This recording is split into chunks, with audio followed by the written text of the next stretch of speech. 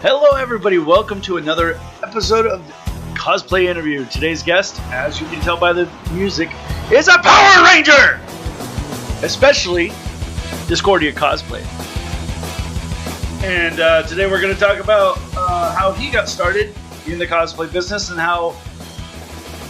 what he does as a cosplayer. Hope you guys enjoy the interview as much as I enjoy interviewing all these cosplayers. Discordia today is our guest, followed by Mama Pool later at 1:30 p.m. Mountain Standard Time. All right. So, Discordia, how are you doing? I'm doing all right. How are you? So, how did you discover cosplaying to begin with? So kind of like the shortened version of it is I started in 2008 when there wasn't really like a scene, and I discovered it kind of through YouTube, kind of like how everybody almost maybe at that time did. Just kind of like see it floating around, like the best top 10 cosplayers in the world or whatever, and or like Google image search, I'd be like, that's really cool. No idea what this is, but that's freaking cool. But the catalyst for me actually starting cosplay, and it might still be on YouTube, was a Roxas and Axel CMV from Kingdom Hearts 2 to It's Not Over by Daughtry, and that was it. After that I was like, I don't know what this is, but I want to do it. And my friend was with me and he did some research, and then one day he's like, it's called cosplay, and I was like, what is that? And he's like, it's this. And I was like, that's cool.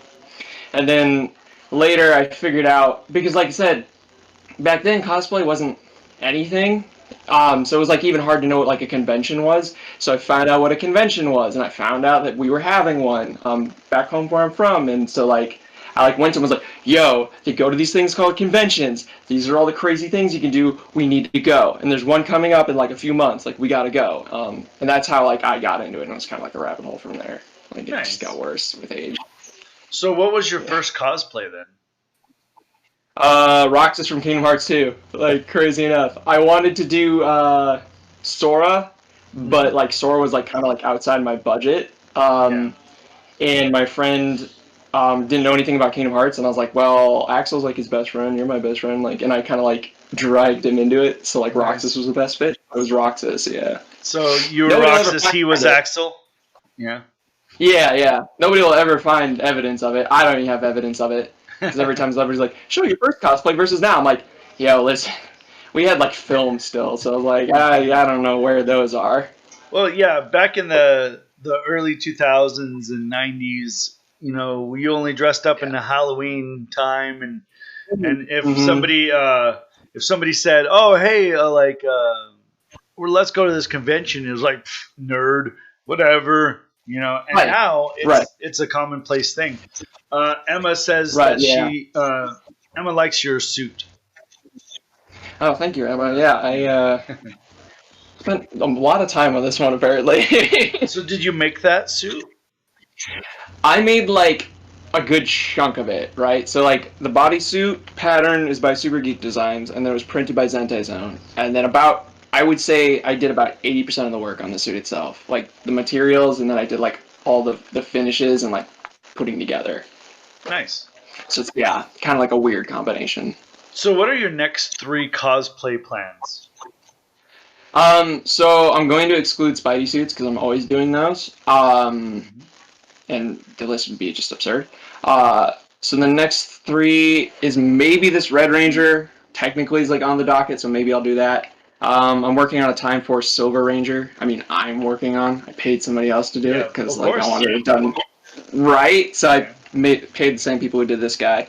And then I don't know, Batman. Eventually, at some point, Batman will get done. Yeah. So Emma asks, would you like to make the Mighty Morphin White Ranger cosplay? Yeah, he's on my list. Short story.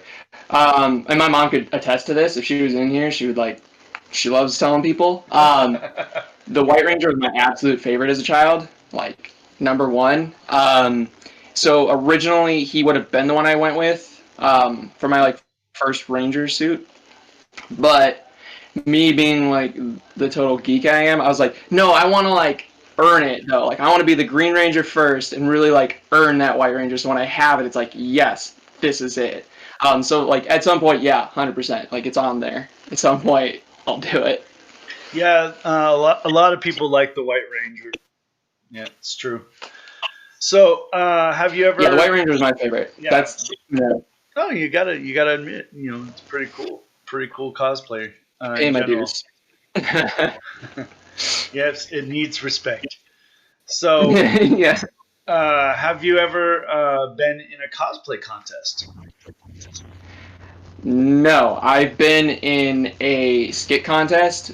The reason I haven't been in a cosplay contest is because in Arizona specifically, the rules are really, for me, they're weird. Because like in the Midwest, they're a lot more broad, so you don't have to have specifically made every single detail to enter the costume contest. They have different categories for like skit, like overall performance and other things. Like they really account everything else.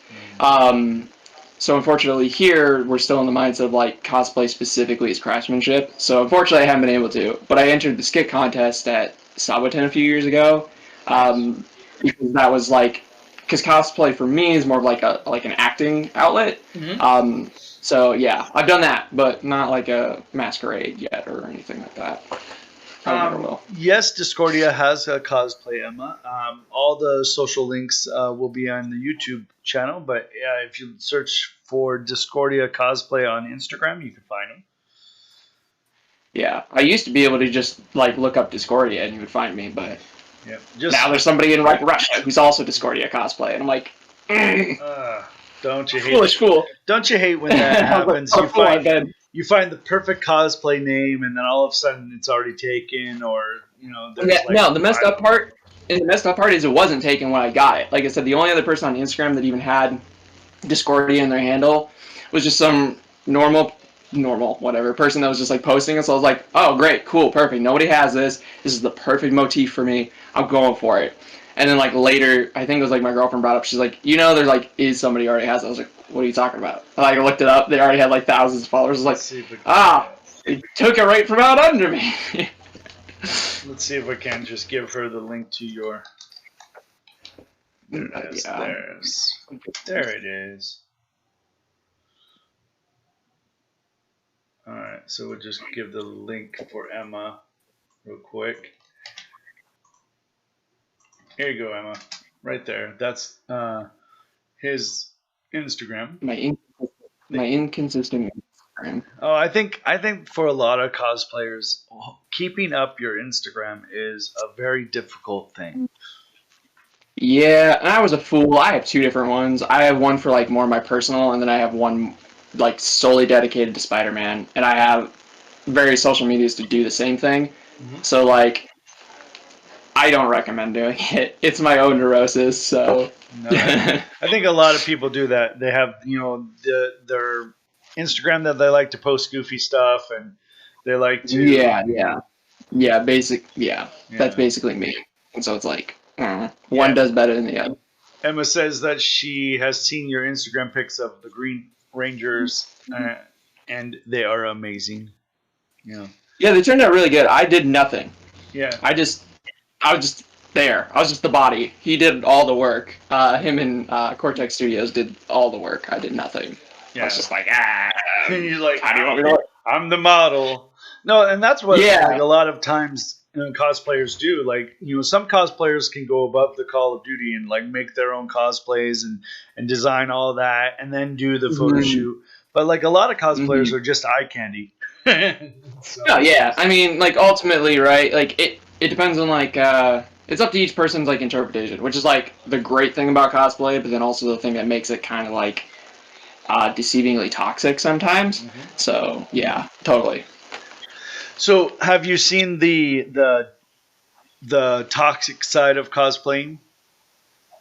Oh yeah, like that's pretty much how I changed my cosplay name, was because of that. Because like I seem to have like a tendency to create like polarizing effects or like discord among people, and so I was just like, oh yeah, I kind of feel like Discordia carrying around the golden apple a lot, because like, yeah, for sure. And like, you know, you could have like the best intentions too, and it just happens. Like it just kind of is. It's like the nature of the community and how, and part of that's like the largest part of the demographic versus whatever. Because I've told people before, if you go to like the anime side of like cosplay community versus like the comic book side, they're like completely night and day. Like how the people are, the like age demographic and all that, completely different. So like, yeah, for sure, absolutely. Nice. I probably don't have the worst interactions, but like, yeah, I've seen it when I've been a part of it, unfortunately. Yeah, exactly. So when you do make your cosplays, would you prefer sewing, armor making, or wig working? I'm terrible at all, but wig working is like the easiest for me. I did my Cloud Strife wig myself, and like I was pretty proud of it. It turned out pretty decent for like having little to no skills. Same with my Sora wig. When I did cosplay Sora years ago, like I did a fantastic job on it. I remember still being like, "Yeah, that's still the best I've ever done. That'll be the best I ever do." No, it's hard. It's hard to do wig Yeah, work. yeah, I can't sew at all. My armor skills are very small. Like I barely just started it, and like I said, I'm not great at wigs, but at least like wigs are easier to deal with, like pick up with, as long as like it's not like a crazy thing. I Yeah, guess I'm exactly. shy. No, I think that's everything with cosplayers. There's always something that you're going to improve on, whether it's in Right? sewing, Yeah. whether it's on Yeah. armor making, in general. So when you do photo shoots, do you prefer Mm. to go on location, or are you more of a green screen fill in the background type? Let me feel that. I hate green screen. Some people can do it great, and those are astonishing. But typically, I find like those are hit or miss. Mm-hmm. It kind of depends. I do a lot more photo shoots at events strictly because it's convenient, and usually the photographer is going to like cut you a break, and like you're not going to pay the outlandish price. I will say though that on location shooting on the whole is better. If like you can afford to do it, and if you're not like a sociopath like me who's like trying to shoot everything all the time, that's kind of like more bang for your buck, I think. Because especially if you have, and it depends on the photographer, but like if you have like a really good photographer who likes to like research locations and really is like gets into the nitty gritty of it, that for me is always the best because they're like, I found this great place, like things that you would never think of that they like are like, this would be perfect for you, let me show you. So I prefer those, but I definitely obviously do way more of the other one because like again, I'm trying to shoot absolutely everything as much as I can, so it's like that usually works out the best. Yeah, true. So, is there a type of character that you cosplay frequently? Um, if we're talking, are we talking like Sure. archetypal like Let's go with characters? that. That's a good question. Outside, we'll say like outside like the superhero characters because like clearly I have a type of You have man a in my theme. life. You have a theme. Yeah, and it's like superheroes. But then like the other chunk of it is like cosplay characters, or cosplay characters, anime characters. So not particularly. I do seem to, as far as anime characters, I do seem to go more for the avant-garde characters that like I probably have really no business cosplaying. Mm-hmm. But like I definitely do the most. Superheroes are probably my bread and butter just due to the nature of like my cosplay like career and like what I do with cosplay. Yeah, exactly. So, do you have any favorite cosplayers? Cosplay specifically, I was like thinking about this like last night because I didn't go to bed till like 5 a.m. because I was like thinking of I'm like, what am I gonna say? And like this one was like weird because it's like easy for me to name like three that I enjoy. I love cosplay Chris. Anything that like I have made myself, I've learned basically just from watching his videos. Like weathering, painting, anything, like it's just been from watching him for years.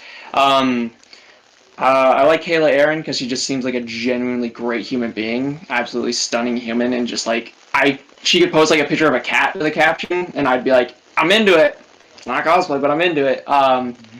And then Jessica Nigri is probably like my number one, strictly because like she is the biggest cosplayer in Yeah. the world, easily Yeah. by the largest possible margin. And when you, in the few times that you like can hear sort of talk about that, they did like a documentary on her, and I think that was great. I think Rooster Teeth did it, and like it gives you some like real insight to it. And she's like super smart, and people like do not give her enough credit for how smart she is in like marketing. And having like a girlfriend who's like a small business owner, it's just like looking at that and being like, man, that's impressive. Yeah. And she's like just like a meme queen, and I'm like about it. Like it's like great. She can do like this really sexy thing, but the next thing you know, it's like birds in bikinis and stuff. And I'm like, you know what? I'm here for it, man. Like it's stupid. I'm about it. Yeah. If anybody knows, like if anybody has any contact with Jessica Negri, give her our handle so we can interview her someday in life. No, it's good. And that's the dream cosplay interview, right? It's just like the professionals who would like take it above and beyond. And I love I love interviewing like not so like astronomical popular cosplayers, because you get to know who they are and like what they've done to get started. And it's really cool to be able to do this. Of course, the ultimate dream is to interview Jessica Negri, of course, but hey, who knows? Absolutely. Yeah, but it's awesome that we get to interview people like you, like Gus Matos and everybody who have been taking part into charities like Heroes United AZ and everything like that. It's really cool because one, you get your name out there, and maybe somebody goes, hey, like I'm gonna like you on Instagram, and it gives you more attention. So Saying knowing that, what's the most detailed cosplay you've done so far? I was thinking about this one too last night, and I was like, it was hard to like kind of pinpoint because a lot of my cosplays aren't particularly crazy. There's stuff with like more accessories than others. But as far as detail, man, I was thinking about it like last night, and I was like, I honestly am not sure. I almost want to say Rocket Raccoon because there's like a lot that goes into him, like a foam head, like a moving jaw, and then he's got like a belt and a buckle and like fur feet that any fursuiter would tell you not to have done. But I was just, like I said, I was a sociopath, and I was like, I want to get the animal foot arch, so I'm gonna do it this way. And it always gets a reaction from everybody. They're like, oh, how is he doing that? Or, oh, his feet must hurt. And it does. So I almost want to say him just because of all the work that went into it, like with how getting the tail on and like the foam pads for his undersuit. Iron Man could be like another one because again, there's like a lot going on with him. So it's probably one of those two, like objectively speaking. Yeah, they're very hard to do in by looking at them, I'm like, oh my gosh, that must have taken like so much time to do. Right. There's a lot of bells and whistles that go into certain ones for sure. Like I said, they're not, especially like I said in the case of Rocket, it's not particularly complex per se. There's just like a lot of like the inner workings and stuff that like went on to make him work, and some like I said, like a lot of the accessories that like have to be done to get it to work. And very few Rockets do it the way I ended up doing it, which no shade or anything to them. They're probably smarter than me. I just went the insane route, and nobody cares. And it's like, I don't know. Yeah, that's the thing with cosplay is no one really knows the back scenes of a cosplayer, what they go through. Right. And so when a cosplayer says, yeah, this has my blood, sweat, and tears, and it's like, that is literal. That is literal. Right. For some, I burned myself several times like repairing Iron Man, and it was like the worst time of my life. And there's a Spiderman suit I cut my finger open on and now have a scar from, so like I get it. Like before I was like, oh yeah, it's real funny, and then until I did it, I'm like, oh yeah, okay, like dude, that happens. That makes sense. Yeah, that's gonna happen. Yeah, I'm like, oh, I get it now. So, what are your top 3 craftsmanship tips that you have? Okay, keeping in mind, ladies and gentlemen, I am not the optimal crafter, but there are 3 things in my limited time doing it that I've learned. One is be prepared to make like mistakes. I kind of wish I would have known that. You can't see it, but I have Billy's helmet down here, and like I've had to paint it so many times, and I'm painting it over again. Like it's astronomical and it's absurd, and I wanted to like pull my hair out, and it's nuts. And I've made mistakes on this guy. It's so like the easier you can like, or the quicker you can kind of like accept that you were going to make mistakes, like the less stressful for me it kind of was. The second thing is prototyping. I learned that a lot with Spider-Man.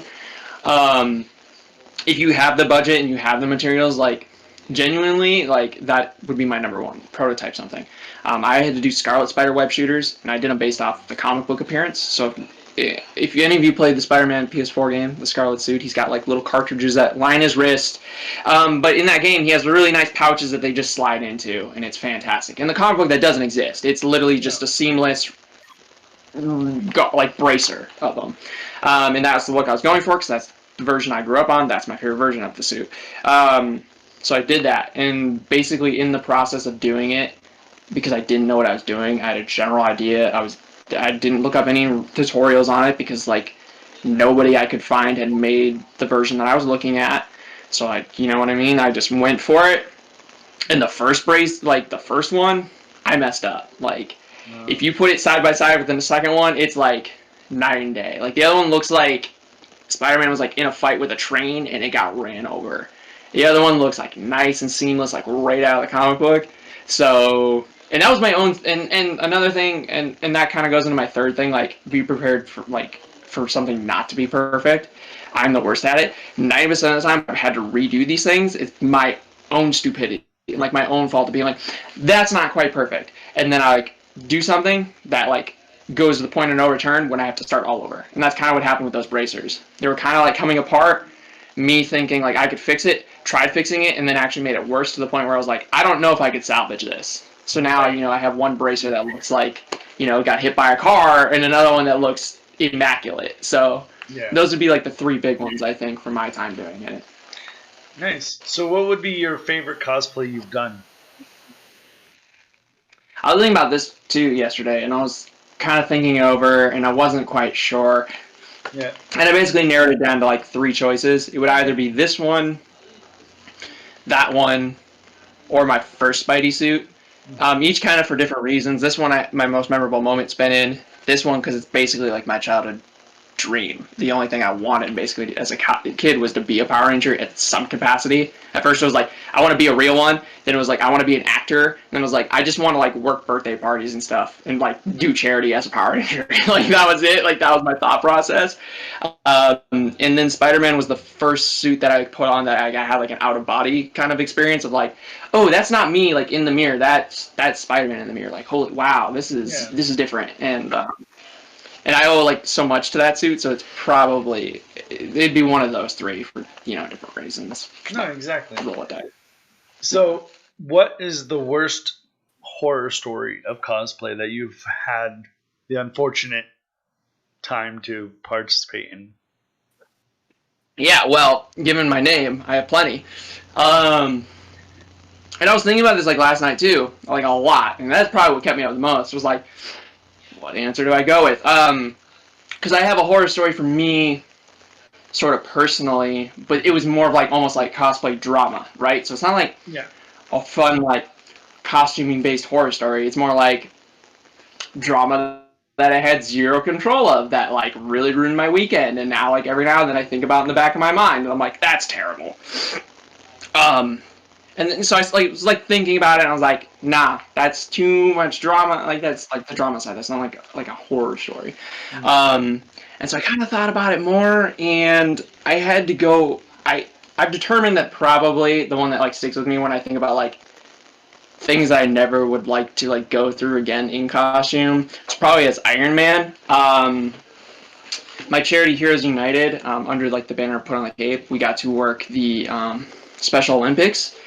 And the way that we had like a couple months, I think, leading up to it, and the way that it was pitched to us was, they wanted DC and Marvel. We're like, okay, great. So we started reaching out, Find out who was gonna do what. We have several Spidermans like in the group, so and like I was the only Iron Man really at the time, so I was like, well, I'll wear Iron Man. And the way that it had been pitched to us was that we will be there for opening ceremonies. We'll like greet the athletes as like they enter or whatever, say hi, whatever, and then that's it. We're done. Like we'll just be there basically for the opening ceremonies. We'll get out because there'll be like a party, like a dance party after. I was like, okay, great. Leading up to it was all normal for me in Iron Man. Girlfriend like helping me into it. Everybody else in the charity laughing at me because I look absolutely absurd because it wasn't made for my body size. So I have like an undersheet to put on that's just like chopped up foam. Whatever, like normal night. They somehow, my girlfriend and my buddy Travis somehow were able to lift me like onto a golf cart so they could drive me to the stadium because like my mobility is so little in them that I'm like, yeah, basically like, yeah. So anyways, we're doing the event and it's fine. I'm sitting there with Gus Matos. He's on like my left or right because he's Captain America, and so like I go where he goes basically, and it's all normal stuff. Gus is like kind of looking out for me if anything happens, whatever. So we greet the athletes. It's fine. They're doing like some sort of opening ceremony stuff. Gus goes to like light the torch. We're just kind of like waving and standing around. The bleachers are like right in front of us, and there's like a row of like 30 of us. Like I said, normal, and I'm like, okay, it's about time for us to get out of here, you know. In Iron Man, I got about like an hour before it starts getting really painful. Like my shoulders and everything just start to ache real bad. So I was about at my limit. So I was like, all right, cool. We're about done though. Like, hang in there, buddy. I'm constantly like shifting my weight, looking at the sky, just being like, all right, come on, baby, we're almost out of here. Right. And the thing to note is Iron Man obviously has light up eyes, and the way that they're designed in this suit, once they're on, you can't see really very well, unless there's sunlight. Well, it was sunset, and I'm like, all right, well, we're about out of here. And as soon as like whatever, as soon as it gets like a little dark, they kill the lights, and the only lights that they keep on are the field, and they just let everybody come bum rush us. And like, after that, I was like, after like a few minutes, man, I was just like in a foam coffin that I can't really move. I can't see anything. I'm being jostled everywhere. You're dealing with like a lot of parents who feel entitled to your time because like their child is dealing with something. Whatever, which is fine. And then obviously a lot of them or some of them don't understand boundaries or whatever, and it is what it is. The thing is, my issue becomes when I'm in a coffin that I can't move, I can't see anything, and I can't say anything to anybody because they can't hear me over everybody else. Yeah, true. And that went on for like at least an hour. Like the entire time I was panicking because A, he's not sturdy. He's built of like foam. I was like, yeah. And then, like I said, I can't walk anywhere, even if the path was clear for me to walk, which they had to start making a path to get me anywhere. Yeah. And then once I did, I basically had to go back the way I just came to like get to leave. Yeah. So like it was the worst experience of my life, and I was like, I'll never do it again. Yeah. I was like, yo, it's great. But what was pitched to me was like way different. I will absolutely never do like the event as him anyway. You think you're like, oh, it'll be great. Like Iron Man's cool. Let's go. And then all of a sudden, yeah. Like I said, the way it was pitched was like you'll just be there for opening ceremonies and then you'll be out. And I was like, great, I can do that because again, zero mobility, not a lot of vision. I was like, fantastic, I can work with that. And then it was completely like kind of different. So what would be panic attack the entire time? I don't blame you at all. Usually cosplayers in those big suits, they have to decompress a little bit. Right. So what would be your funniest cosplay story? I'm not too sure. Like you said before, as many events and cosplays you've done, they kind of mesh together. Right. It's kind of like it's hard to pick out your favorite, of course. Right. Yeah, I think the funniest for me was like years ago. This friend of mine and I used to do Hikaru and Karu from Oran Host Club, and basically like incestuous twins. Like it's an act for them, but whatever. If you've seen the show, you can kind of understand it. Japanese culture is weird. So what we would love to do is we look at every convention we go to, we look at the programming guide to see where there was dating panels, and we would just go.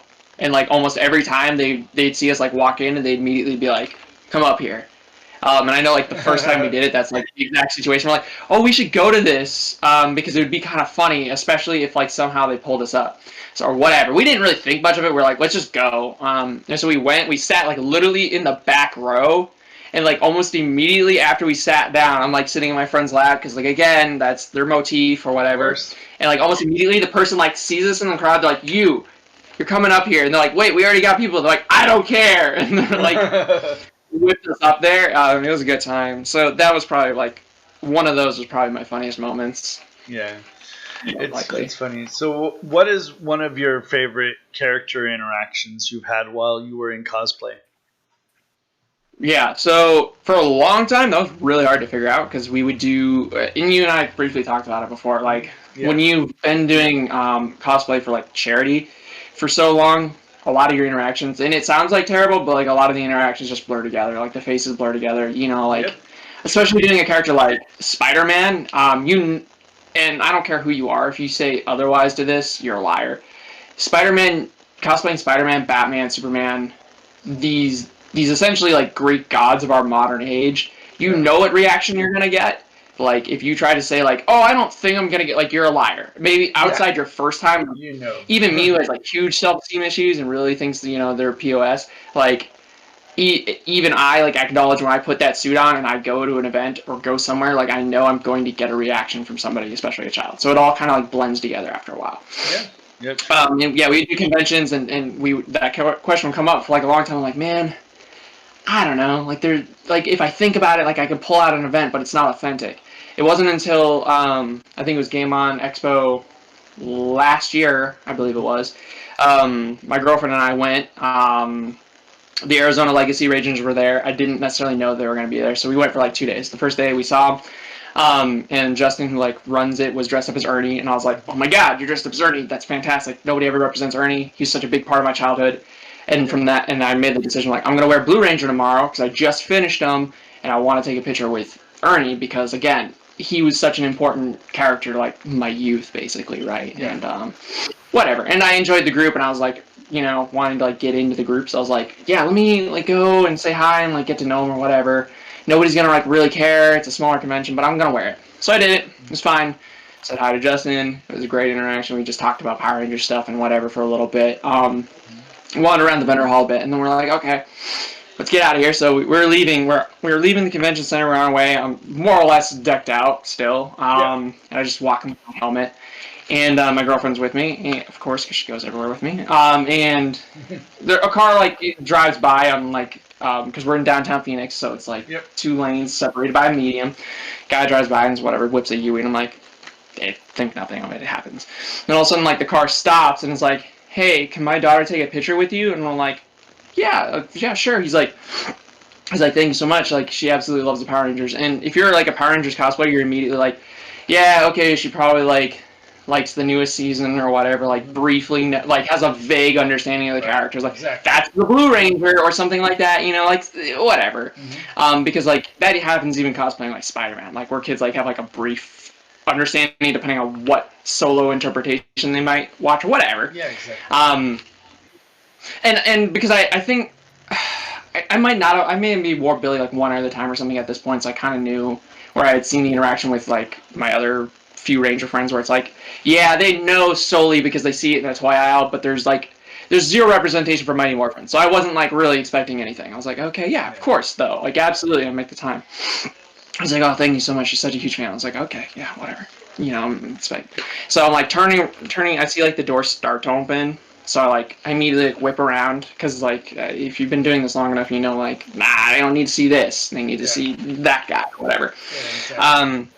So I get the helmet and my girlfriend's like talking with the dad while his wife is getting this little girl out of the car, and so like I said, the door opens or whatever, and she comes out and she's like, "Mom, that's the Blue Ranger." So I'm like, immediately I'm like, all right, here we go, like time to be like a Power Ranger or whatever. And then all of a sudden I hear though like, "It's Billy, Mom, it's Billy," and she repeats that like several times, and immediately I'm like, I'm in, like that's it, like, I'm in. And immediately like I brought back to being like a child and like how much the character like meant to me, and like I I was like her. I was like, this is that moment. And I'll go off on a tangent like briefly just to kind of like give backstory like why this moment was so important to me. One of my few like childhood memories. I don't have a lot. Somehow I suppressed a lot of them or whatever. Right. One of the few I have. I remember it so vividly, and I swear, like when I describe it or think about it, I'm like, that couldn't have been real. But I corroborated it with my dad. Like I've talked to him, and he's like, yeah, that happened. My dad, like, I don't know why, but he took me into like this Macy's one day, and it's this big opulent, and must have been back home in Minnesota, so probably like downtown St. Paul or something, because this was immaculate, like ballroom looking open room, you know, like huge golden chandelier, just warm, whatever, through like one of those pirouette door things, and like we go in, and immediately he's like, bam, Michael Keaton, Batman, just center of the room, and I'm immediately like, wow.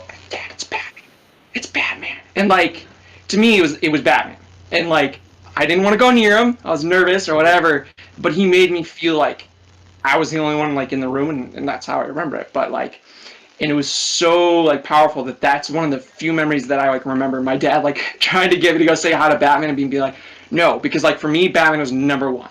That was my guy. That, to the dismay of my father, who wanted it to be Spiderman, it was Batman, and like it was so powerful. So immediately when that happened, and this child like knows, not that it's just Power Rangers, but it's specifically Billy from the season that I grown up on that has zero representation like in modern media. It's not being played, so therefore the only way that child could know that character is to basically have gone out of their way. Because like at some point, like sure the parents can show them the show, but like my brother's like 13, like my stepbrother was, and like he didn't watch the old Power Rangers. He saw it like a handful of times, but otherwise he watched like the modern season. Yeah. So immediately I was like, oh, this is a full circle moment. So for me, that's why it's like so important. So like immediately ran up, gave me a hug or whatever, and now my girlfriend and I are friends with her dad, Edible Ed, on Instagram, makes food. He's a great dude. And yeah, so that's why that one's like so important to me, is because like I said, it was a full circle moment for me. So maybe in like 20 years she'll remember it and it'll be that important to her. I don't know, but like for me it was like a full circle moment, and so for me it's like that'll never be topped. Like I can't fathom it being topped, because it's like no, that was it. That was my moment as my childhood that like stuck with me for so long. So I can only hope it does the same for her, because that's how it was for me. I was just like, oh man, I was like, I'm into it. Like, all right. Yeah, so, I remember when I was dressing up as Spiderman for it was Game On Expo, and I'm on the heavier set side, so you know I cosplay as Spiderman. I took my little waist belt, put it on, and see if that will work. Yeah, cinch up anything at all, and I'm like, and I'm thinking, you know, like, well, I'm having fun. That's all that matters. And I swear to God, like 50 people stopped me and it's like, can you take a picture with me? Can you take a picture with me? Right. Now, one question that I forgot to ask is a lot of people always have interactions with people. Some not so great, some great. And, of course, you said that people feel entitled that they can go up to you and touch your cosplay and you know, be inappropriate and everything. And the whole saying of cosplay does not equal consent. You know, that's like a lot of things. What's your thought about that? Yeah, I don't know if you can like really. I don't know if there's like you can't even really make an argument, because I'm guilty of playing devil's advocate all the time. I a lot. And in that situation, it's like I can't really fathom a situation where you could claim devil's advocate, because it is what it is.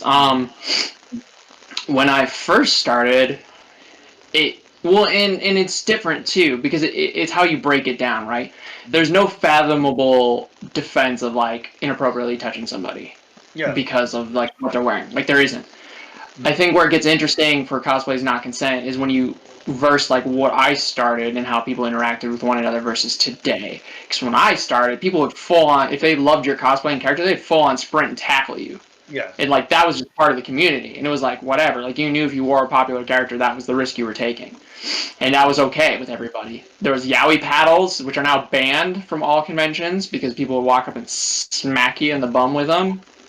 Usually consenting though, like just so everybody knows, like it was usually consenting, But like, I'm not gonna say it never like randomly got hit. I didn't, so like I don't know. But like, those were a thing, and now they're banned at every convention, and it put a whole company out of business. Yeah.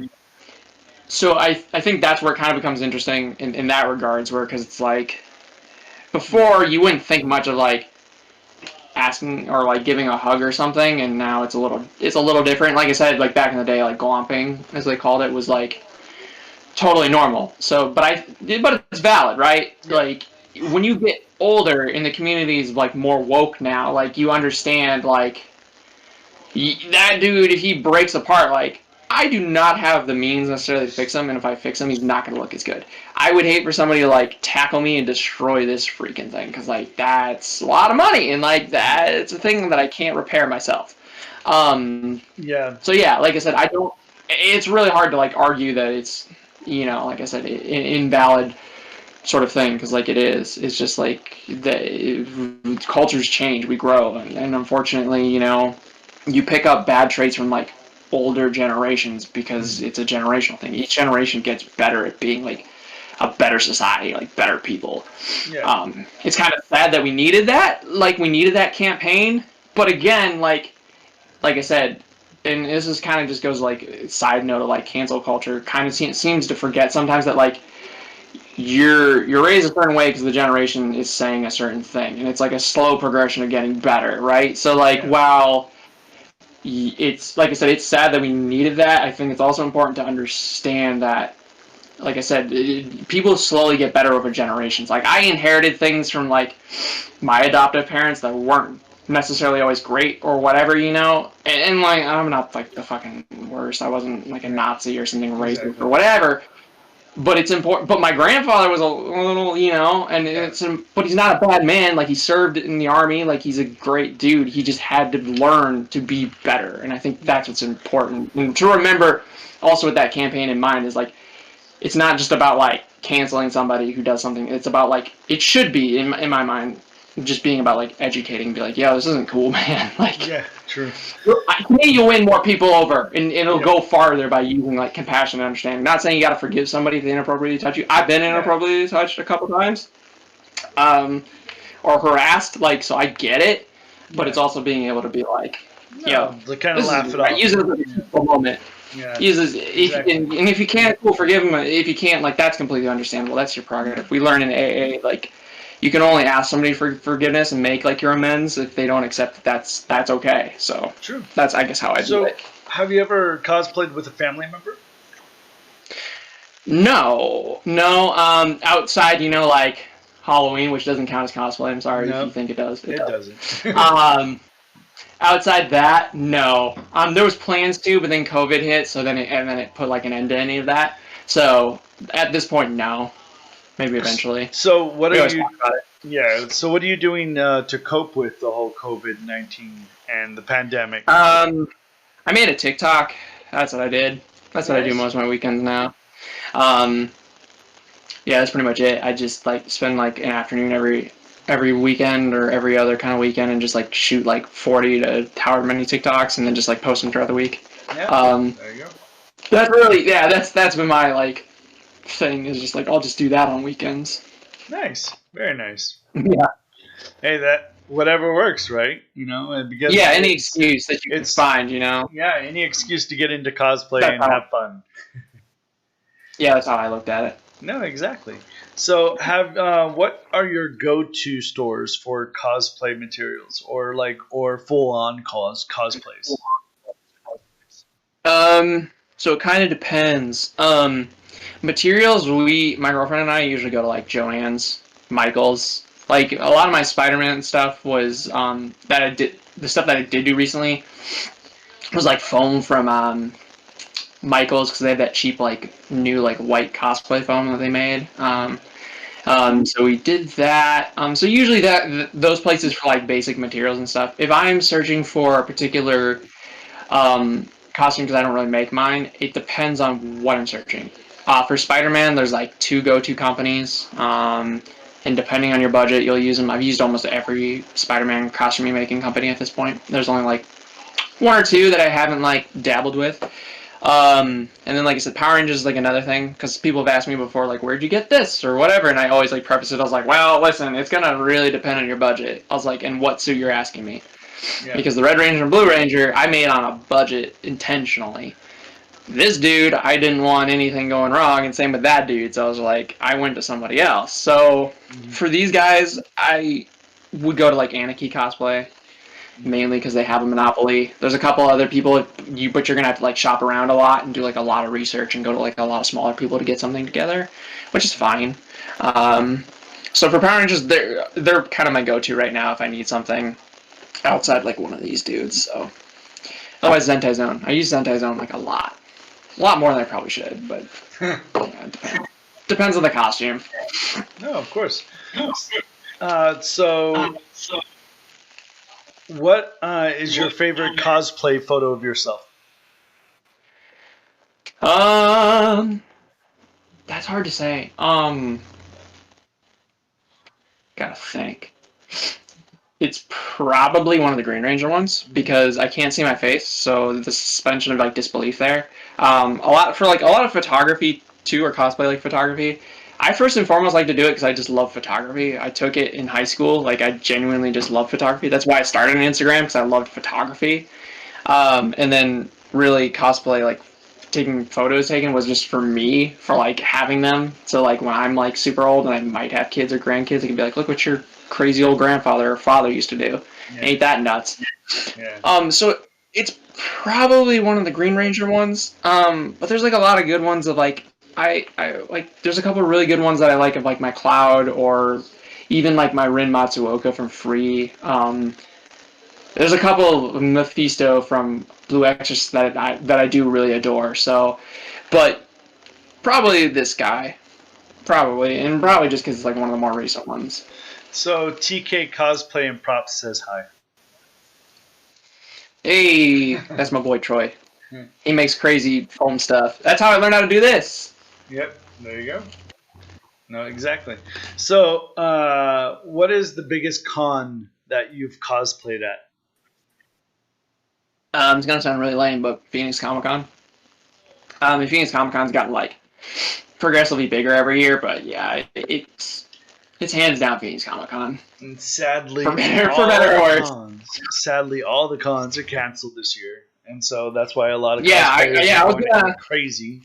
Yeah, I was gonna maybe change that this year, and then everything got closed, so it's still Phoenix Comic Con now. Yeah, they have the title. Yeah, it's funny that was a whole drama for Phoenix is because of San Diego Comic Con that they couldn't use Phoenix Comic Con. They had to use Phoenix Man Fusion. However, Tucson gets to use Comic Con. Right, yeah, they've makes no sense. Yeah, Phoenix Comic Con has had a turbulent couple of years. I'm not gonna lie, and my years at Comic Con have been turbulent to mirror it. So if they could like figure it out, I think it would help me spiritually figure it out. So yeah, exactly. So do you prefer cosplaying with props or characters without props? Easily without props. There's like no question. Some of the suits that I wear practically are a prop themselves. And I don't know. I think if you enjoy walking around with a prop, like, kudos to you. I think you might be a psychopath, but like, kudos to you, because I have a Buster Sword for Cloud, and I carried it around briefly for one con, and now I couldn't even get into a con with it because it's like metal. But and it's probably at least 20 pounds on its own. Like, I can't imagine walking around for the aesthetic. Like, cool, great. I would only ever really carry a prop around if it's like for a photo shoot purpose, because then, like I said, it just gets in the way. And if you're like me, when you're doing like basically just panels after panels, you don't need to be carrying around a prop with you, like, to each one of those. And it's just, yeah, for me, no, absolutely not, never. I'll take a costume without it.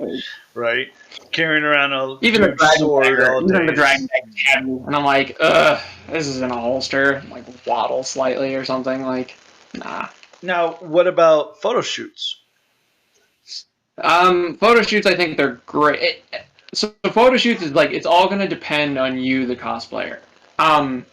Some cosplayers like swear by having a prop. I think like I don't think anybody should be too vehement that props are like close to a necessity. I think they're kind of like a crutch. They become a crutch. And not for better or worse, or like calling anybody out or anything like that. No. But they kind of are in a way a crutch. Some characters I think really excel with them and might almost be necessary. Like I said, like I've done photo shoots with Cloud with and without,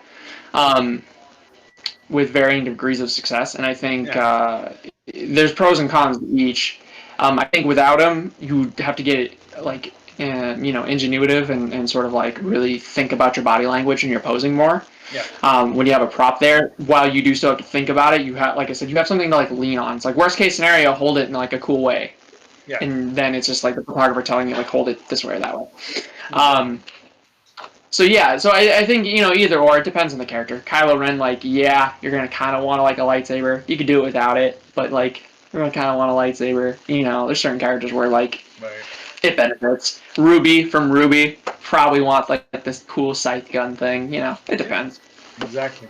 So have you ever lost a cosplay piece at a con? I was thinking about this the other day, and I don't think so. I've lost it in the fact that like I put it in like a suitcase pouch or something, and then couldn't find it until like later, and it was in like a random bag, and I'm like, oh, there's my Kakashi gloves. But I don't think I've lost any. I don't think I've lost anything. Thankfully, my grandparents raised me well to like make a checklist of everything. So like, not yet, thankfully. Yeah, watch, wallet, cell phone. yeah. Thankfully, not yet. And I'm pretty good about like while I'm doing it, I'm organizing all my stuff because like that's a big thing that cosplayers need to learn to do sometimes. Keeping your hotel like organized will make it so less stressful. But yeah, thankfully not yet. Not that I can remember. So have you ever purchased a cosplay piece at a con? Yeah, a couple times, but each time they were just a wig. I did it for Kakashi once, and I did it for the Pokemon Trainer N. But otherwise, and for like, and when I was doing Pokemon Trainer N, I would sometimes find like Pokemon that are really cool. If you could see this room, it has all these weird ones everywhere. But other than that, no. I think those are really the only kind of times that I've done it, thankfully. So do you prefer to cosplay solo or in a group? Solo. I thought about this at length because I think while groups are formed with the best intentions, every one of my cosplay friends that were in a group will all damn them and basically say they're terrible. They're not worth it. Cosplay groups, and like a lot of the kids, if they see this, are gonna be like, okay, boomer. But like I'm telling you from like years of experience, they're not really worth it. They're stressful. They're a lot of work, and like I said, they more times than not, from what I've talked to, like with like I said, a lot of my friends who have been in groups or whatever, they ruin the experience, or like they destroy friendships. Eventually, might not happen at the start, but eventually it will. I think if you're gonna do like a group, your best bet, there's two ways to do it. If you're going to have a group, it should be you with a group of friends who can like have genuine conversations without ever mentioning like cosplay or like anime or whatever it be. Like that you're genuinely, and like keep the group small, like no more than 4 of you total. Like cool, that'll be like your core group that you like maybe do some cosplays with. I think if you're going to like expand out that and do like a group, like say like My Hero Academia is huge right now, or on any of those, you need to do them with a specific goal in mind. That's how like all the professionals do it, and I think that's because like that's genuinely just the best way to do it without risking destroying friendships and drama, unnecessary drama. Yeah. When I did Oron, the reason that it worked so well is like we're doing this for a panel, we will do a photo shoot, and then that's it. And we did it. There was zero drama. It all worked out great. Everybody had a fantastic time with each other, and we're like, awesome. And then that was it. And then we all kind of just like went away, and most of my friendships with those people, if I had them, have stayed. So I think it needs to be specific for what a goal in mind, whether it's a photo shoot, a panel, or whatever. I think when you start expanding it, like I said, outside that and like long term, it's just a ticking time bomb. No, like, yeah, exactly. Younger cosplayers are gonna be like, oh, whatever, that's all bullshit. I promise you, it's not. I'm telling you this because I've been there several times where it's just like it implodes. Yeah, and then you like find like me, like I said, I wasn't in a lot of cosplay groups, but I like talk to my friends and be like, oh yeah, we're not friends anymore. Like, and it's constantly basically because of that. Yeah, no. If you go around the con, if you go around the con at like towards the end of the con, you'll see all the teenagers who dressed up like each other, always having arguments, and then like, no, yeah, I exactly. want to It's go like get you're food. dealing with, It's like, well, I'm not hungry yet. We have to go together. right, yeah, right. You're dealing with like a lot of emotions. Like I said, if you do it, you know, if you're gonna have a group, keep the group to like about 4 people that's like your core group that you build off of, maybe. And then anytime you're gonna do like a group bigger than that, like like I said, have a mission in mind. And like I said, I'm like an admin or like a supervisor of a charity that now has like 80 members, and I'm telling you from experience, like it's not a great time. It's a ticking time bomb, and and if you're in charge of it, it's even worse because you're just in stress mode. You're just like, I just got to keep everybody from falling apart. Like it's just, No. Yeah, that's just the nature of it. So well, especially with these interviews that I do, is it's kind of stressful to make sure that the cosplayer will be ready, that working around their schedule. Okay, you can't do it. I had one cosplayer tell me last minute, "Oh, hey, I can't do it," and I was like, "Oh, panic mode. Oh, great." But luckily, we were able to get it done. But it's anytime you're running something. No, absolutely. You're dealing. Yeah. Like I said, when you go outside that group of like 4, man, then you're dealing with more schedules and everything, and like I said, that's like a whole other facet on top of it. You got to make sure people are there. Like the Oron panel, one of our members didn't show up till like last minute. We thought we were gonna have to replace him. Like, if luckily we had a friend like in the audience who's like, "I'm ready, yo. If they don't show up, let me know. I'm there." And I think we ended up. Yeah, it was super last minute. No, I get it now. Like I get why Tommy was just like, I'm in when you need me, and I'm out when you don't need me. Like that's how I basically lived my cosplay life the past couple of years. Is just like Tommy. I'm like, call me when you need me. Otherwise, I'm not gonna be here. Like, I ain't sitting in this group chat. Like, nah. I'm not sitting in this group chat. Yeah, no, exactly. It's Alpha awesome. Zordon, call me when you need me. Otherwise, I'm gonna go do karate in the park. So, what kind of cosplay panels have you done? I've done basically everything. As I've gotten older, I've gotten more creative with it, which a lot of like the younger folks could kind of learn from, because like so many groups or people, like I said, are made like with like let's do an in-character Q&A. Conventions don't want to do that anymore, and then everybody gets mad when it's like, well, they selected these 3 My Hero ones or whatever, and it's like, well, yeah, because My Hero's #1, so there's going to be attendance, and it's a Q&A. Q&As are kind of played out now. Like, for a Q&A to be successful, you have to be so in sync. You have to have like a really great group of people who like know their characters, can relatively act, who can get along, who are genuinely really comfortable, and that's almost impossible to do if you're just slamming random people together. Like, so I've done a ton of those to a lot of varying degrees of success. The Oron being the best, and that's because I knew about half the members, and the other half of the members knew somebody else in the group. And like anybody that was paired together knew each other extremely well, so it was like we are super 100% comfortable with each and every single person. With the exception of me and like Haruhi, which is weird, but it worked in that regard, and like I just respected her, whatever, and we were just like, yeah, I'm just gonna play up that I'm like weird and I'm never gonna get with you. But she's like super sweet, and we become a bit of acquaintances or whatever afterwards, whatever. So I've done those, but like as I got older, I was like shifted more to like gimmicky sort of like themed panels. Like I started doing a Death Parade panel, which was just like a game show panel, just like themed like Death Parade. The show Death Parade, because that was kind of the motif of it. And then my girlfriend started helping me with it, and it kind of got infinitely better. We worked on it to get it like really down to like a nice system and just stuff like that. I do a training camp for Kakashi, which is basically just like an obstacle course with like throwing stars and stuff at like styrofoam heads, and everybody's like graded on a system, and like the top few in the class get like rewards and like a certificate and stuff like that, and like it's based on like your participation and stuff. So like yeah, it shifted more to like those gimmicky things because that's what conventions want. It's more interesting for me, and I adore it, and I don't have to rely on making a group every single freaking time. I always pick a panel, like I always pick a theme or a thing that I can do myself. But if I can bring in more people to like help with it, fantastic. That's always my goal, and I think like a lot of cosplayers can learn from doing that. And again, almost every one of my panels gets picked because again, I'm not doing a Q&A, but I'm giving an immersive experience because I am setting. It's a role-playing panel almost every time. and still giving those like attendees the chance to have that interaction, which ultimately is why those attendees are going to those like in-character Q&As. Mm-hmm. So those are my bread and butter now, but I did a lot of those in-character Q&As before I kind of figured out that system.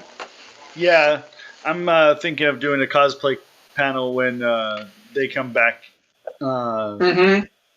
back to normal, is how to talk to a cosplayer. Because how many times have you had people come up to you, and just fangirl or fanboy? It's like, a little bit. Nowadays, but yeah, a little bit. Yeah. And that goes to the nature of the demographic too. Yeah. Where it's like a generation of people who don't, for better or worse, have like some sort of thing that like makes social interactions difficult. So yeah, for sure. And hopefully we go back to normal next year and everything is perfect. Yeah, who knows? We're back to normal. Well, we have the first convention is TaioCon in January. So fingers crossed that we can actually do that. Who knows? Yeah, who knows exactly. So have you had a chance to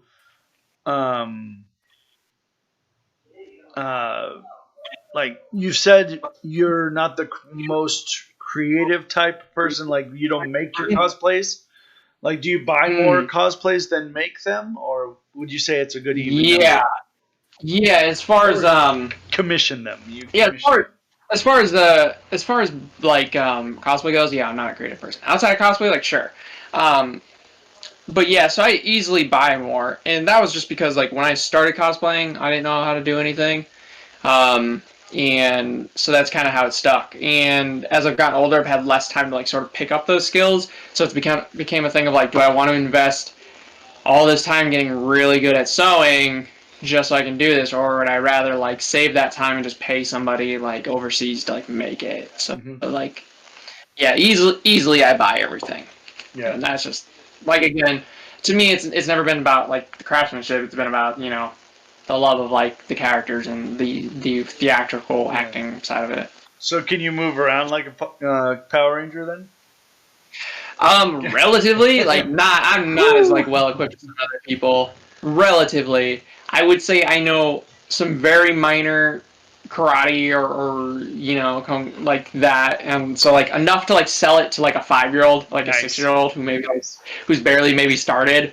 But like if you tried to like have me sell it to like a 12-year-old karate student, like now he's gonna be like, you got some good there. Like I can fake it enough, but he's gonna outshow me with like something in like 30 seconds. Yeah. So it kind of depends. Like I used to be able to do flips. I haven't done a flip in like years, and I will never try and probably do one again. Like half of me, because like when you do Spiderman, you get asked to do a flip a lot, and like for me, I don't know how it is with other people who can do flips, but for me, like my brain is like immediately starts going to like what muscles it has to move in order to like possibly do it, and starts calculating like how much force are we gonna need, how are we gonna spin, how high, what's the likelihood that we're gonna land this based on like what I mean, like my muscle memory just kind of takes over because of how long it took me to learn how to do it. And so like I always like I'm like I got a 50-50 shot at least like landing this. I was like, or like a 10% shot that I whiff it, crack my head. 40% I don't hit it very well, and I like stumble or something, but I hit it. And a 50% chance maybe that I like nail it or whatever, vice versa. Yeah. That's why I like the creation of Into the Spider-Verse, because it gave the chunkier side of people a chance to be Spider-Man still and be Parker B. Yeah, Spider-Man I could easily fake for days. Like Spider-Man, I can do the posing. I'll sit on a rail or almost stand on a rail that I shouldn't be standing because it's way too high up. I did that once. And I was like, well, if I fall, I'm dead. Exactly. But it's all about like how much you can fake it and who you're trying to like fake it to. Like I said, I'm only ever trying to impress like a 5 to 6-year-old. So as long as I can like fake it enough for them, like cool. I'm not trying to like go up to like another PR dude and be like, yo, we're on the level. I'm like, probably not. Yeah, so if you could ever tell your past self anything about cosplay, what would it be? Absolutely nothing. Only for the simple fact that my mentality hasn't really changed that much in regards to cosplay, or it hasn't changed really at all. He kind of knew what he was getting into. And like anything that I could have said to him would have detracted from more important things that were more important to him at the time. So it's kind of like, nah, there's nothing. He knew what he was doing. He did all right. So have you ever met your all-time favorite cosplayer? And if you haven't, what would you say to them if you did meet them? I haven't, and it's weird because, like I said, like for me, I cosplayed when cosplay famous things or whatever, like it wasn't a thing. Mm-hmm. Even for people that I'm like super into, like I don't religiously follow them. Like I'm not like subscribed on Patreon. I watch Cosplay Chris like a lot, but that's just because like he's on YouTube, so it's easy for me to like hit it. But I don't follow him like on Instagram. So I haven't met any of them. If I did, I was like, hey, you're pretty cool. Like, thanks, man. Depending on which one it was. If it was Chris, I'd be like, yo, dude, you're real good. Anything that I can make, like, it's because of those tutorials. So, thank you, man. Like, exactly. No, I just try to meme her if I could. I'd be like, hey, meme queen, how you doing? Yeah, of do a little crab dance. I think everybody would want to meet Jessica Nigri, of course. And I want to meet Jessica Nigri because, like I said, #1, indisputable, and just like, I don't know, man. I would just almost like to pick her brain and be like, how that's just interesting to me. Her again, Mandalorian was amazing, right? It was like her. But yeah, I would just like I said, like probably try and out meme her. I'd just wear something like absurd to like just see if I could out meme her. Oh, I think if you dressed up in the bird bikini cosplay. Yeah, like that's my thought process of me is like, I'm gonna get bird. I think you'd out meme her. Yeah, for sure. But yeah, no, it's always good because the good thing about Arizona cosplayers is that you can go up to an Arizona cosplayer who's up there in fame a little bit, and they're still willing to help you in any advice that you like or anything that you need advice on or anything like that. I've found that out a lot of times. It's like, hey, I want to do this for my cosplay. Oh, you should add this and this and yeah, of course, there are those out there that are like competition. Oh yeah.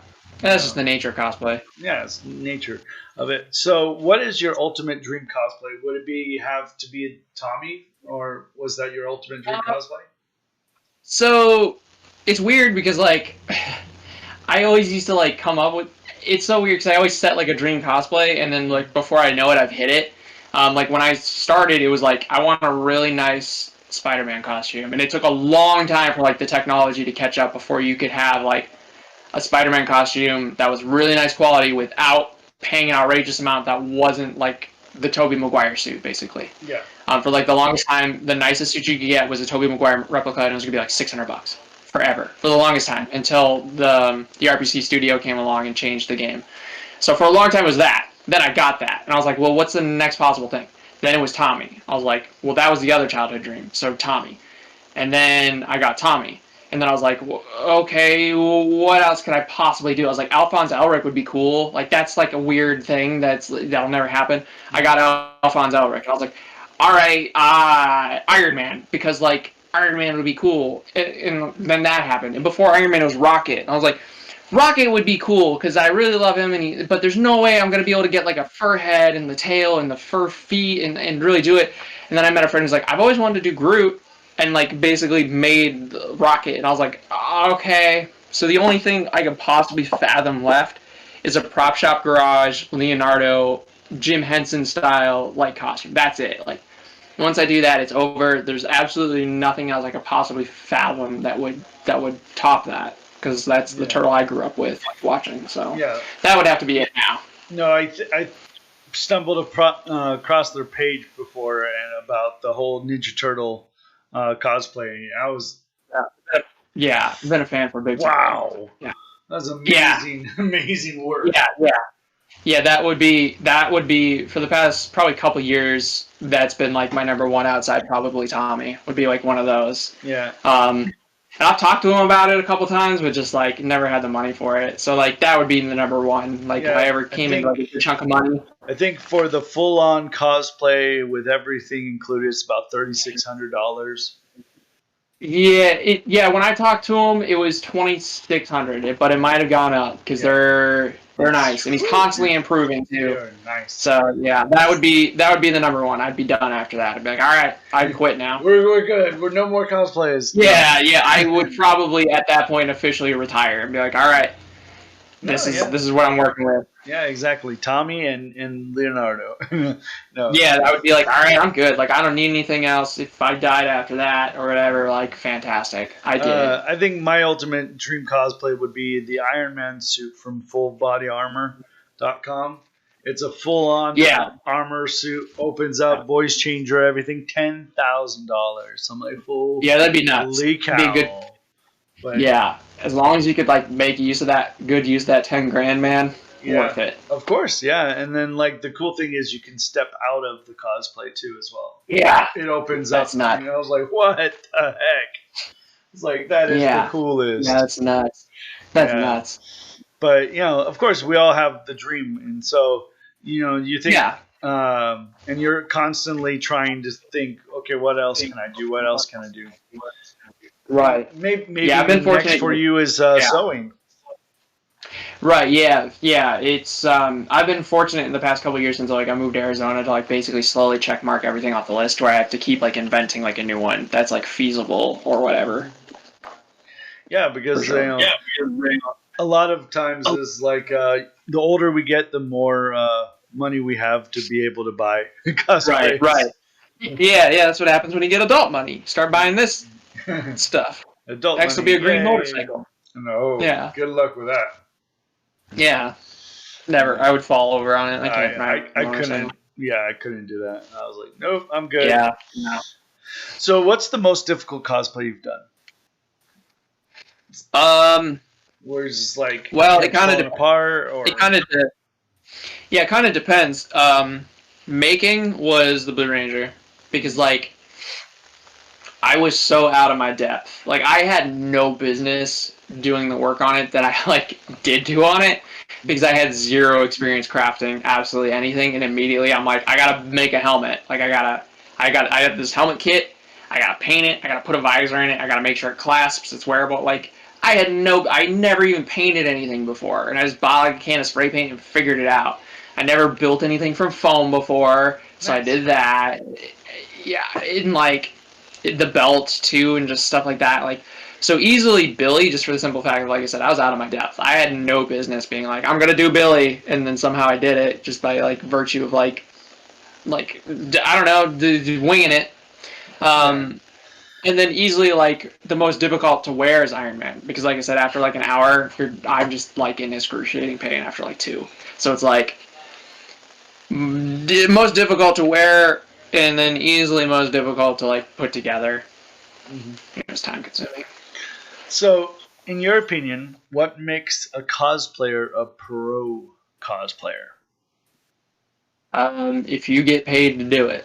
That's basically, I think it's as simple as that. If your income or like a good chunk of your income is solely cosplay, then congratulations, you're a professional. Like, there's no, I don't care how you got there. If that's what you're doing for your career, whether you're modeling or whatever, and blah blah blah blah, and people want to be like, well, you're not a real cosplayer because you didn't make it. It's like, nah.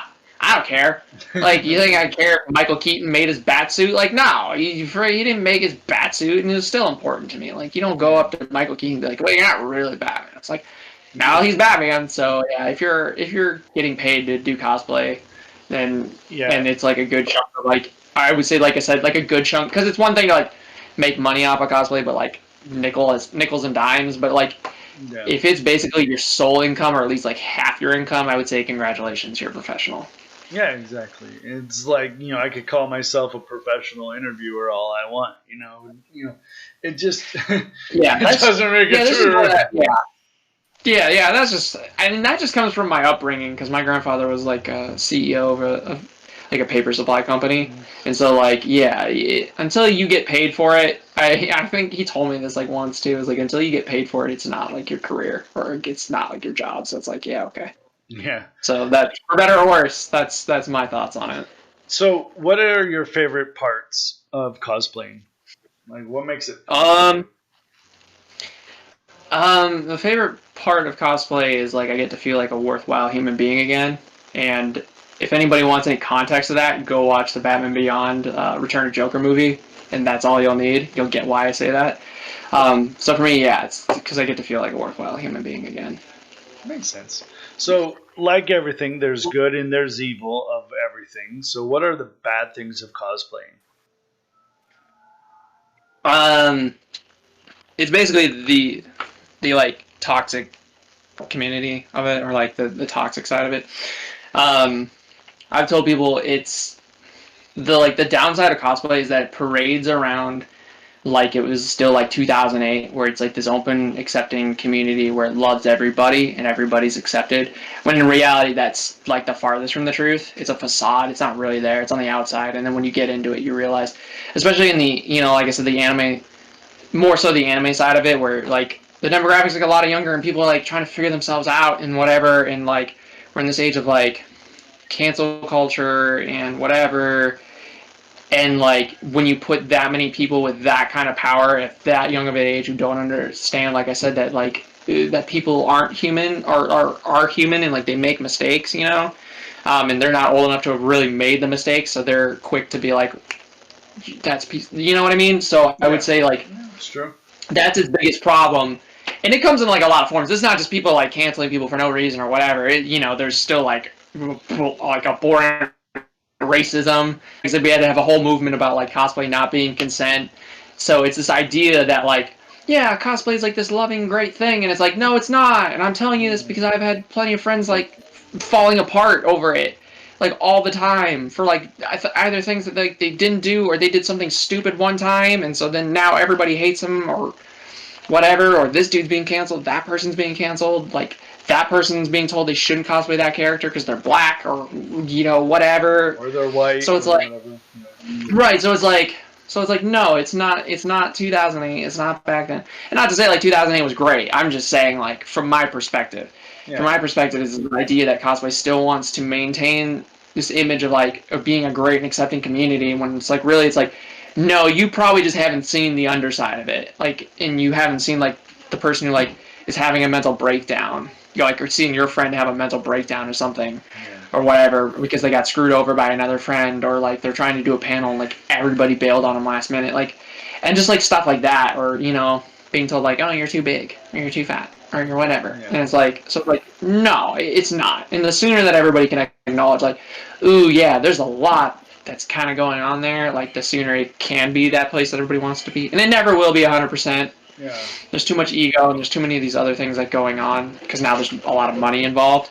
Yeah, exactly. So yeah, I would say when there's a lot of money involved, it always gets like complicated. Yeah, it always gets murky. Yeah, so I would say the toxicity that's like hidden under this veil of like, yes, please come and accept, and then like you destroy the person because like one detail is off or something, or they're not perfect. Because I've had like friends or acquaintances that would rip apart somebody else's costume, like across the room because it wasn't as good as theirs, or they're like they clearly didn't try. I'm like, how would you know? Like, how would you know though? And like, it's like, who are you to sit there and play judge and jury?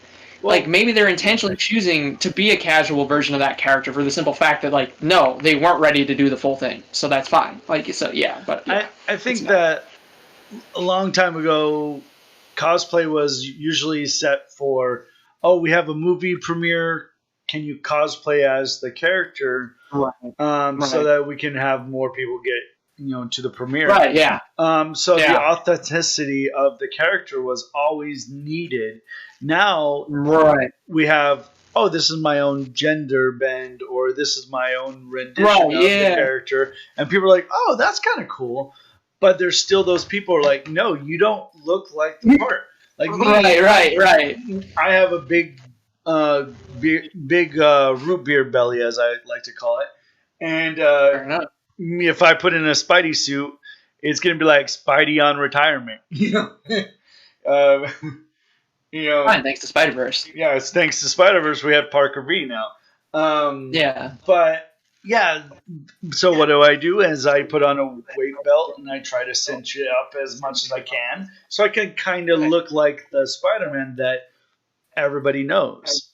Whereas right. A person in your physique could pull off a lot of cosplays because you have the physique that you've worked but hard you'd on. be surprised. Yeah, you'd be surprised too at how many people say I'm too skinny to be Spider-Man. I'm like, you realize like Stan Lee intentionally told Ditko to make him skinnier and skinnier, right? Like if you look back at the originals, he's a string bean. There's no muscle on that boy. The funny thing is, I was talking with Superheroes Unlimited, and he was saying that if you actually look at the how comic characters were drawn, we would look like freaks if we were to actually look like the character. Yeah, and that's another. Yeah, Alex Ross touched on that once, where like because Alex Ross is prolific, and he's like, I always just drew them like they were basically naked, and like threw a suit over them. Because he's like, if you look at people in spandex, and you don't have to take my word for it, you can look at any Hollywood actor or whatever, like their muscles do not show through like they do on the pages. Like that's not possible. No. Spandex doesn't sit like that.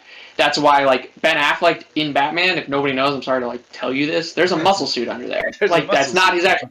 Even Tobey Maguire wore a muscle suit under his suit, and he's shredded.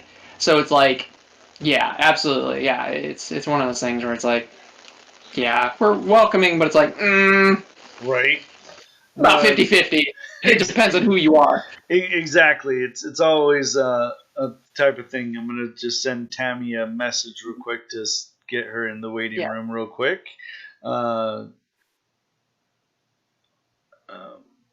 Shoot, what was her? Okay, let me get her. So, in your own words, what would you say is your reason for cosplaying? Like, what is your drive? What is there?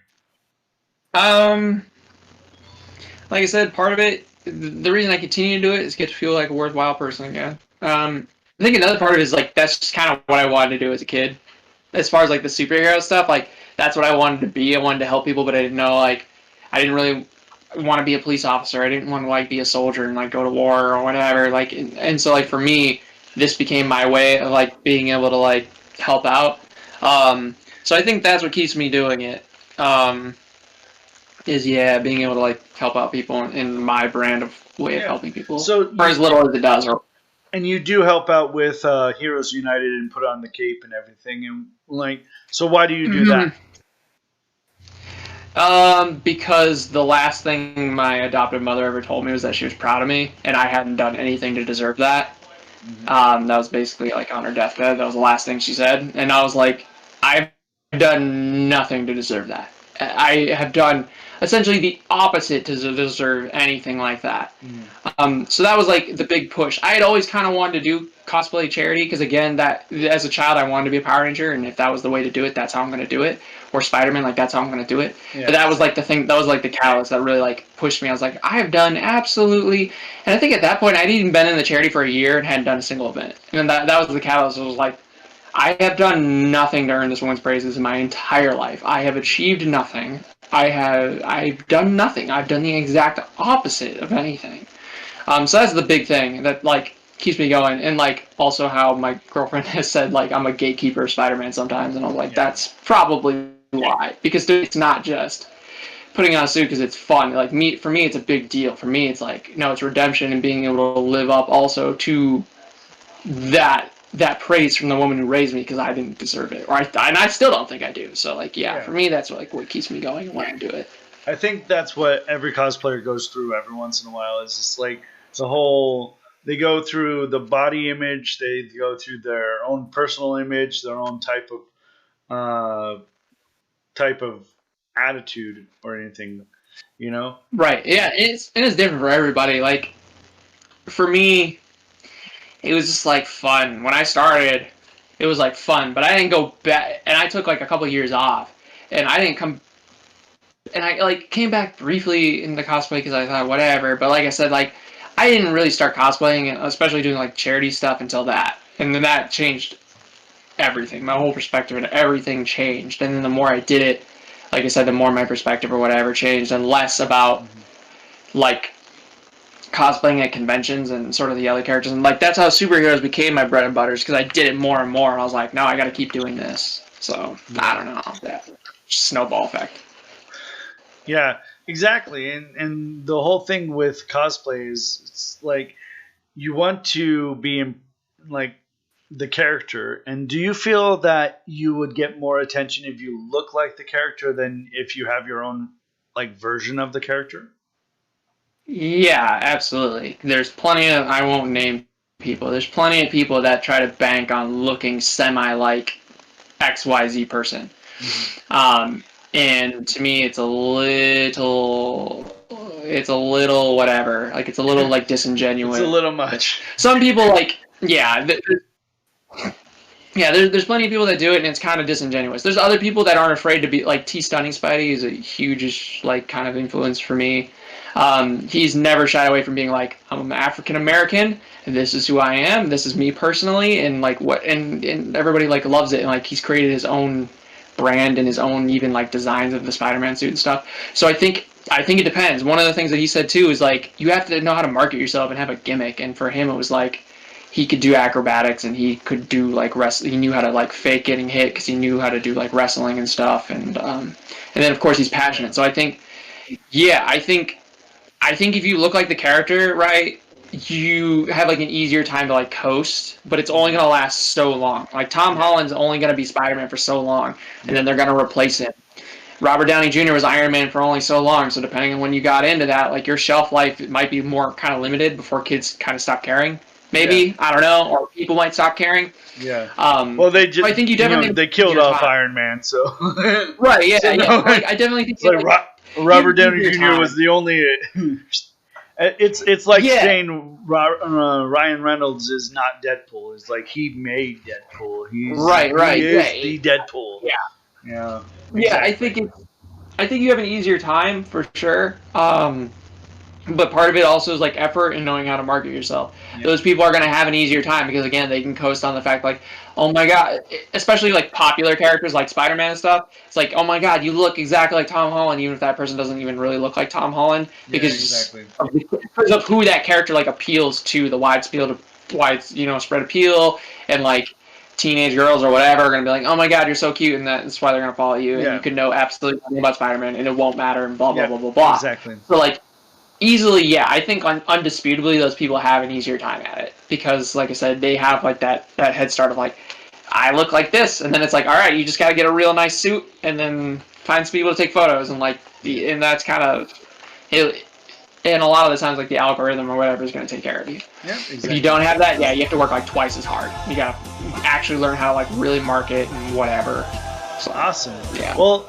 Again, thank you for your time, Discordia Cosplay. I appreciate you coming on to the interview today, and it's been an honor interviewing a Power Ranger. It's fun. Stand-in Power Ranger. Maybe one day it'll just be David Yost himself. No, that'd be awesome. Yeah, it's like, well, thank you again for your time, and I appreciate you coming on. Thank you.